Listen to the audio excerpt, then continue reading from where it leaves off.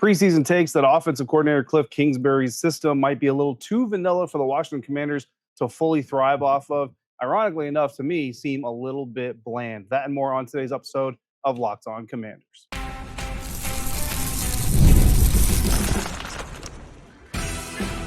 You are Locked On Commanders, your daily podcast on the Washington Commanders. Part of the Locked On Podcast Network, your team every day. And welcome in, everybody, to today's episode of Locked On Commanders, part of the Locked On Podcast Network, your team every day. I'm your host, David Harrison, credentialed member of the media covering the Washington Commanders for Sports Illustrated's CommanderGameDay.com. And I'm here with you every Monday through Friday, along with our everydayers. Everydayers, greatly appreciate you for coming through for today's episode. This is your daily podcast covering the Washington Commanders. And if you haven't already, you can subscribe for free on YouTube or wherever you are checking out today's episode. And on this episode, you're going to hear from Washington Commanders tight end John Bates. We're going to have our Day 15 edition of Eye on the Tiger. Jayden Daniels completing less than 70% of his passes on the day, almost through an interception, but also through a touchdown. And we're going to start it all off with talking about the vanilla take that is starting to go around on Kliff Kingsbury's potentially vanilla offense. If you want to discuss that or anything else Washington Commanders related, all you got to do is grab your phone, send me a text message, and you can do that by going to joinsubtext.com/Locked On Commanders today. Become a Locked On Commanders insider. You can text me all your thoughts and your questions, and you will receive text from me on bonus content, inside information. We're going to do insider Zooms as we get through the rest of the preseason into the regular season. No downloads, no hashtags, none of that necessary. All it is your phone, my phone. Again, go to joinsubtext.com/Locked On Commanders to become an insider today. Today's episode is brought to you by Game Time. Download the Game Time app, create your account, use the promo code LOCKEDONNFL to get $20 off your first purchase. Terms apply. There are claims going around about Kliff Kingsbury's offense here in the preseason and how it looks to be a little vanilla for what the team might need in order to thrive with quarterback Jayden Daniels. The ironic part of the conversation that's going on is that, to me, it all seems incredibly way premature. And because it's way too premature to be having that type of a conversation, it also comes across to me as being very bland and just kind of a boring conversation, to be quite honest with you. But it is a conversation that's going on.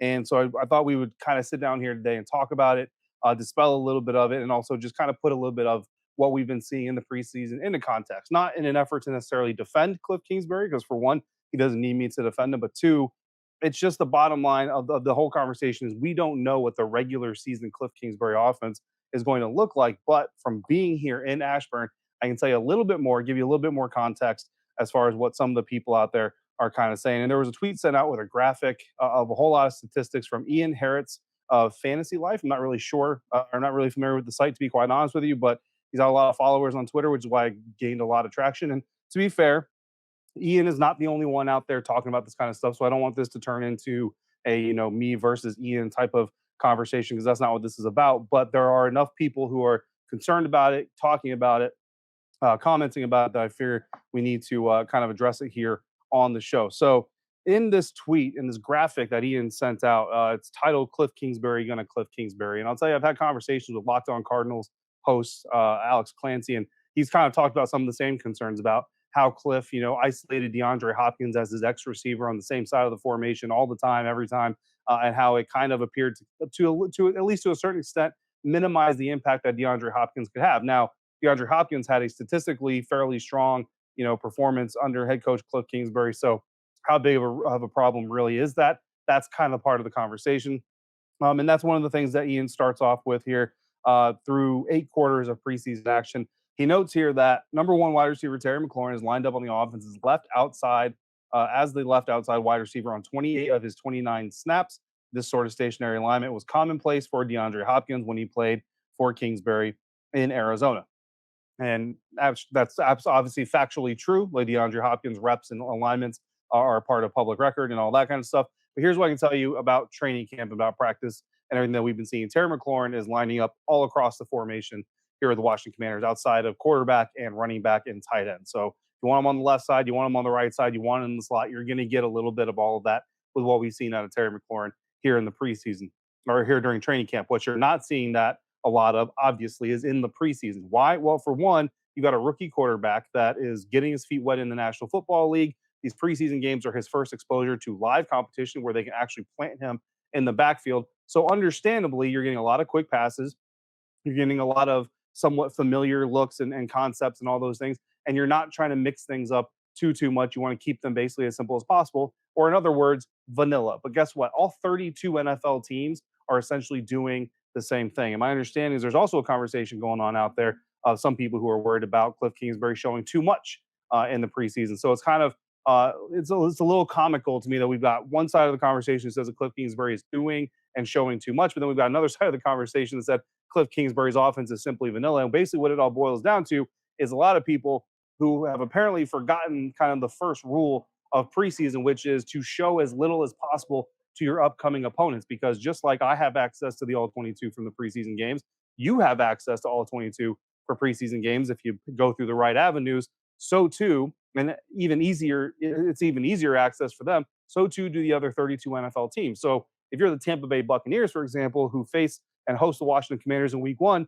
you've got people in your building studying Washington Commanders preseason tape, trying to get anything you can get from those preseason games to help you game plan against not only Kliff Kingsbury as an offensive coordinator and play caller, but also Jayden Daniels as a rookie and a mobile rookie quarterback, because Todd Bowles struggles against two things the most: mobile quarterbacks, rookie quarterbacks. So Jayden Daniels is basically Todd Bowles' kryptonite. So as much as he can get from this preseason tape, he's going to try to take. So on the flip side of that, Kliff Kingsbury is going to try to give Todd Bowles as little as possible to take away, which I thought was a fairly commonplace understanding, at least around media members who covered this game specifically for a living. But apparently, some of us have forgotten that vanilla offenses in the preseason very much the intent. It's not just a trend. That's the point. Like, that's kind of the whole purpose, right? Another bullet here: always known for featuring a quick pace, league high 34.6 no huddle rate. With the Cardinals, Washington has a ridiculous no huddle rate of 56.7% at the moment. The Steelers are in second place at 13%. Again, when we get to ideals of football theology and should you run no huddle offenses, should you not run no huddle offenses, should you use two tight ends, should you not use two tight ends, should you use two running backs, should you not use two running backs? The bottom line is everybody's got their own opinion on what they should do, on what you should do. Me personally, like, I'm a 3-4 defense type of guy. Like, if I were running a defense, I would like it to be a 3-4, 3-down lineman, 4 linebacker type of look from a base package.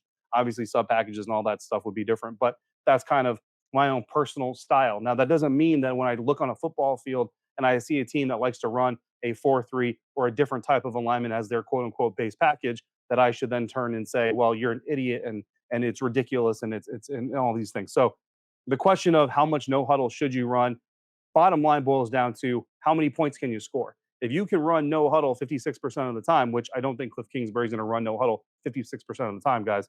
But if you do run no huddle 56% of the time and you lead the league in scoring, you're probably going to be okay. And people are probably going to be trying to steal things from your offense.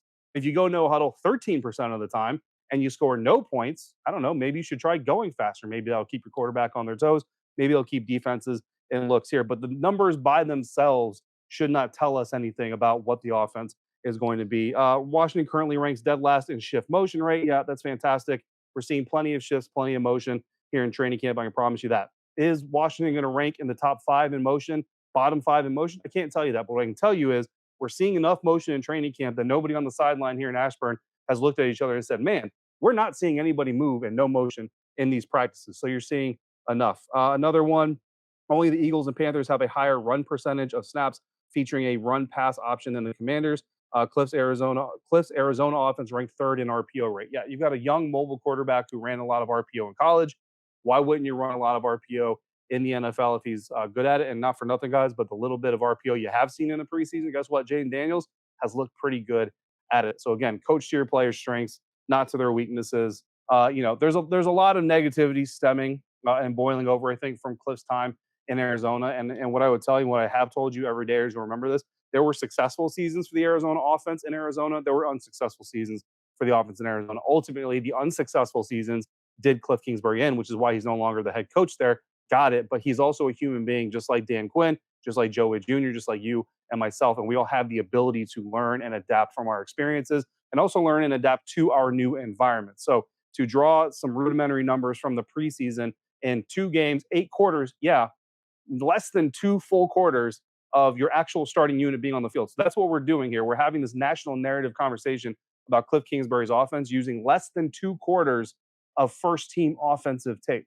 That's what we're talking about here. So just keep that in mind as well when you're hearing these conversations. Don't let them get too rooted into your brain and let you kind of downplay or just not enjoy some of the good vibes that are going on right now. Because I'll tell you this, like I tell you every season, guys, by late October, we could be talking about the NFL draft. So right now, you got good vibes here in Ashburn. Enjoy them, turn into them. Don't look for reasons to be negative like some people are. Speaking of reasons to be negative, Jayden Daniels, less than 70% completion rate, a turnover-worthy play that did not get turned into a takeaway by the defense. But overall, not a terrible day for the quarterback, just not his most stellar day. Day 15 of Eye on the Tiger coming up next on today's episode of Locked On Commanders, part of the Locked On Podcast Network, your team every day. And today's episode of Locked On Commanders brought to you by FanDuel. You've heard us talk about FanDuel a lot here on the Locked On Commanders podcast, on the Locked On Podcast Network, depending on how many shows you're listening to every week. America's number one sports book is FanDuel, and that is why we talk about it so much. But we've got a little bit something different for you here as we get close to the end of the NFL preseason. Now through September 22nd, all FanDuel customers can bet $5 and get a 3-week free trial of NFL Sunday Ticket from YouTube and YouTube TV. Then, with a YouTube TV base plan, you'll be able to watch every regular season Sunday afternoon out-of-market game. All you need is a Google account and a current form of payment, and you can cancel that at any time. The Washington Commanders are 2.5-point favorites this Sunday night against the New England Patriots in the NFL preseason finale with an over-under on that game of 34.5 points. So drop $5 on any of those lines or any other line that you choose, and you'll get your free trial of NFL Sunday Ticket. Just visit FanDuel.com/lockedon to download America's number one sportsbook. Jayden Daniels completing 68% of his passes on day 15 of Eye on the Tiger. Thank you for making Locked On Commanders your first listen today and every day. For your second listen, enjoy the Locked On Fantasy Football podcast. Get your daily insight to the best fantasy draft strategies so you can win your league this season, part of the Locked On Podcast Network, your team every day. I myself have the number one overall pick in my redraft league, which is a 12-team snake draft league, which means that's a terrible pick, bottom line, to have. I'm trying to trade it, and I'm looking at the fantasy Locked On Fantasy Draft Fantasy Football podcast, rather, to help me make my decision, because I gotta be very smart on how I trade this number one overall pick. With the number two overall pick, the Washington Commanders went after quarterback Jayden Daniels out of LSU, and since then we've had our eye on the Tiger, so to speak. It's my little cute way of talking about our quarterback charting experience here with the Washington Commanders. And on day 15, out here Wednesday in Ashburn, Jayden Daniels completed 12 of 18 passes, 67% of them completed through a touchdown, which I put in air quotes because they weren't doing an actual game scenario drill. So yes, the pass would have gone for a touchdown, but the guy didn't actually run in the end zone. So kind of take that with a grain of salt. There was a practice sack and one turnover-worthy play along the way. So let's get into the crux of it. So no Brandon Coleman on the practice field, again, as he continues to recover from his pec shoulder injury that he's been dealing with. So Cornelius Lucas was out there at left tackle. No pads on today. So again, not full contact by any means. So take that into consideration as well. First pass of his first team set, Jayden Daniels, was incomplete. It was deflected by a defensive tackle. Some of us thought it was John Allen. Some of us thought it was Daron Payne. John Allen didn't celebrate. Daron Payne celebrated. So I gave the credit to Daron Payne. That's a very rudimentary way of giving credit to somebody for a PBU. But without the benefit of replay and cameras, that's the best I can do. But it was either Daron Payne or John Allen. So either way, defensive tackles getting their hands up, deflecting a pass. Very next play was a sack, would have been a sack. Bobby Wagner ended up getting the PBU on the throw. So Jayden Daniels, it's commonplace. There's a quote-unquote sack. Daron Payne would have come in on Jayden Daniels. But they continue the play anyway. Jayden throws the ball. Bobby Wagner did get a PBU, but I don't chart it as a pass because, again, he would have been sacked. So the second official pass of the set, a middle hitch route to running back Austin Eckler completed, making Jayden Daniels 1 for 2 in that first set, along with a sack. Second set, through 4 passes, completed 2 of them. First pass was a drop by Zach Ertz, and that is the turnover-worthy play. Should have been picked off by safety Jeremy Chin. He knows it. Jayden knows it. Zach Ertz knows it. In fact, I think Zach Ertz actually dropped the ball because he just wasn't expecting it to actually get through Jeremy Chin's hands, but then it did, and he wasn't ready to make the catch. So that falls incomplete, fortunately enough, for Jayden. Second pass was completed, wheel route to Austin Eckler, who got behind safety Percy Butler. That would have been a touchdown had it been a game scenario drive or anything like that. So that's where the touchdown comes in. So right there in the first 4 passes, 5 drop backs, you've got a deflection, a sack, a completion to a running back, a dropped interception, which is also turning into a dropped reception, and a touchdown. So very eventful first 5 dropbacks on the day for Jayden, but ultimately comes out of those first 5 dropbacks 2 for 5 with a sack and a touchdown. So interesting enough there. Third pass of the second set was completed a right side out slant. I don't know really what to call this. Basically, John Bates lined up in line on the right side of the offensive line as a tight end and just ran a 45-degree angle. It's not really a flare, not really a swing. I don't know what to call it, but basically that's what he did. They completed that as well. John Bates actually looked for the ball over the inside shoulder, but the defender was inside. So Jayden threw it over the outside shoulder. John had to make a nice adjustment to that, which he did to make the catch. And then finally, the fourth pass of the set, incomplete, left side slant route to Davion Davis, which was dropped by the receiver. Third set, Jayden Daniels threw 4 passes, completed 2 of them again. 0 for 1 on the first pass, a swing route to Austin Eckler, just went over the running back's head. Second pass was completed to Olamide Zaccheaus on a comeback route on the right side of the field. Third pass, incomplete to Zach Ertz, who was running a right side hitch. Ball was off target, so a little bit of off target throws for Jayden Daniels here on Wednesday. And then finally, pass completed on the right side on a swing route to Brian Robinson, the running back. Fourth time out there on the field, Jayden Daniels ran the ball once on a drop back, so it was not a designed run, but it was a scramble run.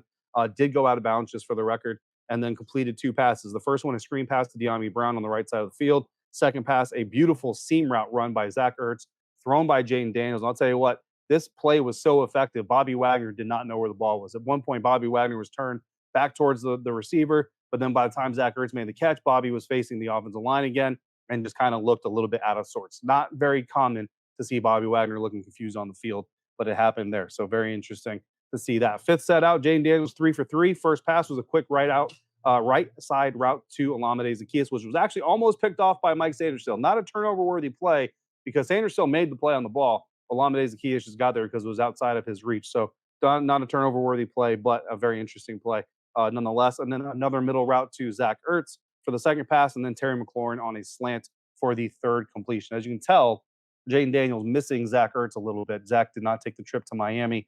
So getting back together today at practice for the first time, obviously, they wanted to connect. Sixth and final set of team drills for Jayden Daniels, completed 2 of his 3 passes, also had a quarterback run to end the series.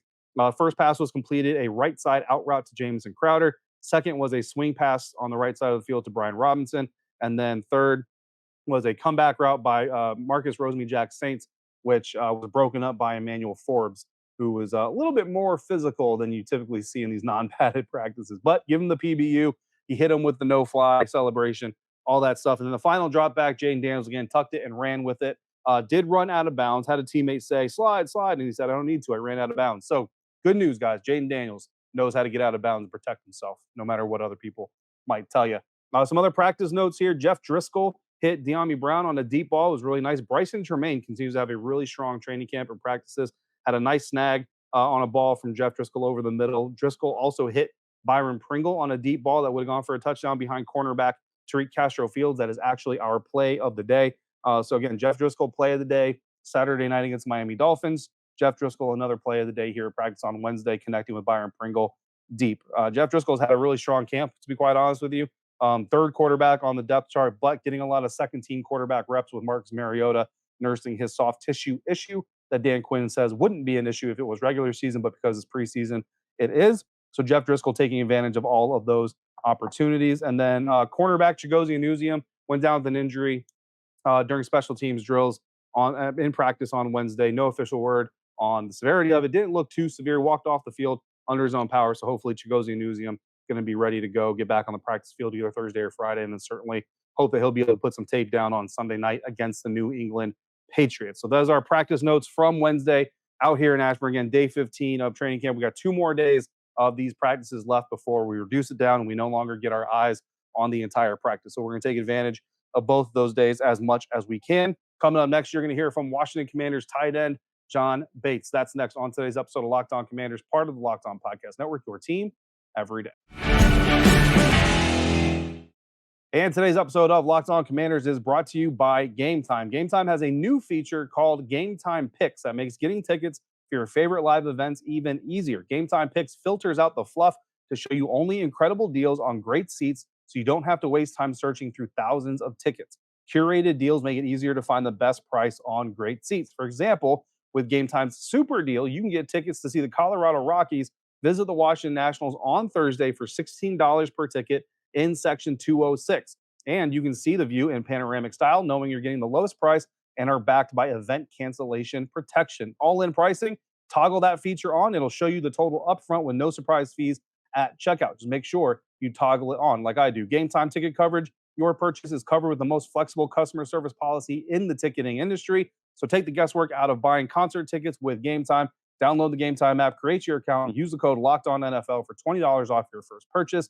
Terms apply. Again, create your account, redeem the code LOCKEDONNFL for $20 off. Download Game Time today. Last minute tickets, lowest price guaranteed. Wrapping up today's episode of Locked On Commanders, caught up with Washington Commanders tight end John Bates. And we kick it all off by asking John how he feels heading into the final preseason game of the season. I think just excitement, go out there and give it one last go with everyone here this training camp. I think we've had a really good training camp. We've made lots of strides and improvements as a team in whole, and just like the energy that we've had every single week, it's been really exciting, so it'll be good. And then you yourself, right? You came into the NFL. A lot of people talked about you're a really solid blocker. You have some decent catching ability, but every year you take that next step. Mm-hmm. And this year it looks like you've taken another step towards being a more holistic tight end. Do you feel like you've made that step, and where do you feel like you've grown the most? Yeah, for sure. I think just in terms of route running, and then just I think a whole another year underneath my belt of getting a lot of snaps and getting different looks and, watching the film and all those things, compiling it into a whole year of just being able to learn. I think it's the biggest thing. Coach Rye's been awesome. We've been able to learn a ton from him in terms of releases and getting open stuff in the pass game. So I feel really good where I'm at right now, but every year it's just showing little. They say it's not a race, it's a marathon, right? Yeah. It's every year just keep improving on something. Absolutely. And then you got some new teammates, right? So let's talk about the veteran first, Zach Ertz. Like, what have you gotten to know about him? What have you gotten to learn from him as well? Yeah, Zach, obviously his resume speaks for itself, what he's been able to do on the field. He brings in a ton of knowledge, and, he's a guy that we can really, rely on to learn a lot of knowledge about, the tight end position, what the quarterback is looking for, what he's seeing. And he's a guy that just brings a ton of knowledge in terms of the whole game of football into the room. Yeah, and then with him sitting out those preseason games, you've been getting those first tight end reps. How valuable has that been? Yeah, it's been really great. It's an opportunity for me to go out there and show my abilities in the pass game and, in the run game, and just to be able to show the coaches and everyone that, I'm capable of being in that position. And so it's been really good just being out there with the ones and being able to roll and kind of get a rhythm for everything. Yeah, and then the rookie Ben Sinnott. So you've been in the league a little bit now, right? A little bit more of a veteran, but how's he doing as a rookie? How have you been able to help him kind of adjust to NFL life? Yeah, he's been doing really good so far. Ben's, he's improved already a lot since being here. I think he's a well-polished guy already coming in. He's just got a lot more, to keep continuing to learn and stuff, but, he's made great strides here already being. There's a couple of plays. You made a few good plays, right, in the preseason game against the Dolphins, but a couple that I really kind of honed in on were more about your effort as a blocker. Mm-hmm. So the first one, the quarterback option that Jayden decided to keep, you saw on the left side, pull over to the right side, become his lead blocker. Mm-hmm. The first part of that, seeing that defensive end, right? So the defensive end crashes in, but how quickly do you have to diagnose if he's going to adjust quick enough that you need to lay a block on him to protect your quarterback, or go around him like you did to become that lead blocker? Yeah, really, it's just a quick read. Like any sort of, he's coming down, I'm on to the next person. If he's playing up the field or any sort of threat, I have to take him. And so it's a really quick decision, but it's something that we've worked a lot and have a really good feel for already. And so just little stuff like that you got to be able to react to fast. And then when you get downfield, you and Olamide kind of become those two lead blockers for him, try to give him that lane to get upfield. Is there a line between trying to get to that safety as quickly as you can, as aggressively as you can, but also be smart to make sure you don't give away your angle? Yeah, definitely, we teach aiming points and stuff in the perimeter blocking and whatnot. So the biggest thing for me is making sure I get to, my target and where I want to get to in terms of blocking. And then also, too, just being a football player and being under control, right? You can't go out there like a crazy caveman and be, 110 miles per hour and then, have them slip underneath you. So there's a little bit of balance between both those. So let's talk about the effort then, right? Because I talked to Dan Quinn about that as well, as effort as receivers getting downfield. So you're downfield, the play extends, your quarterback ends up getting out of the pocket. Why is it so important? Where did you learn it was so important to become a blocker and stay alive for your quarterback? Yeah, for sure. And I think it's something that's always been kind of taught, and coaches have always kind of wanted to implement to the game. But these coaches, since they've gotten here, they've made a huge emphasis on that. And I think when you watch across the NFL, you see how many scramble plays turn into, big plays down the field. And then when you have guys on the perimeter blocking and making the extra effort, that's when you get from your big plays to your big touchdowns. And so, it's something that we take a lot of pride in wanting to do for our teammates, and just got to keep it rolling. And then Miami, obviously joint practice game. Tampa week 1. A lot of guys talked about kind of getting the opportunity, getting that heat. How important is that really as you get ready for that week 1 opener in Florida? Yeah, for sure. I mean, Miami was, a good test for us just to get the humidity and the heat. So it was really good for us as a team to be able to be exposed in that. Obviously, we know when we get down there, it's still going to be hot, it's still going to be humid, but we got to go out there and do our job and not worry about the external factors that we can't control. All right, once again, that was Washington Commanders tight end John Bates. That's how we're going to wrap up today's episode. Tomorrow, we will be right back out here in Ashburn for another practice. We're also going to hear from offensive coordinator Kliff Kingsbury and defensive coordinator Joe Witt Jr. after practice. So make sure you come back for that. In the meantime, you got questions, comments, want to discuss this further, all you got to do is send me a text message. Go to joinsubtext.com/LockedOnCommanders. Become an insider today and send over your thoughts. Next up, make the Locked On Fantasy Football Podcast your next listen of the day. And as always, thank you for making Locked On Commanders your first listen of the day, every dayers. Thanks for coming through on a regular basis like you do. And until we speak again, if you're out and about, please be safe, be kind, and we will see you next time right back here for another episode of Locked On Commanders, part of the Locked On Podcast Network, your team every day.